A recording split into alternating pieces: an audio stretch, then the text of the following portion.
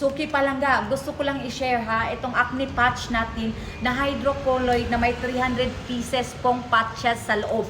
And may iba't iba siyang design.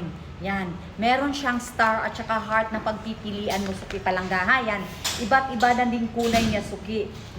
Ginagamit ito, Suki Palangga, para i-cover ang blemish mo sa mukha. Yan. Yung may mga redness dyan. Yan. Para naman, Suki Palangga, maganda pa rin siyang tingnan.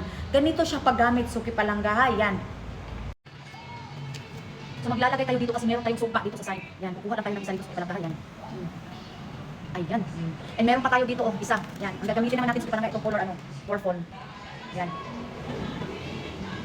Ayan. Para ma-cover niya ang blemish mo ba, Suki Palangga, yan. Maganda talaga siyang gamitin, Suki Palangga. Effective to siya sa akin, Suki Palangga. Kapag naglalagay ako dito, Suki Palangga, and meron siyang yellow yun, pagka binabukasan, Suki Palangga, talagang mag-burn talaga siya, Suki Palangga. Lalabas talaga ang pagka-yellow niya. At saka, Suki Palangga, ang pimples ko kasi kapag nakabayaan, hindi siya paisa-isa lang. Bulto siya, Suki Palangga, lumalabas dyan sa mga ilong ko kung saan-saan parte. Yan. Kaya ayoko talaga siya, Suki, ha, yan. Kaya ang link nito, huwag mo talagang kalimutan. Ilalagay ko na lang sa ating yellow basket, yan. Thank you so much.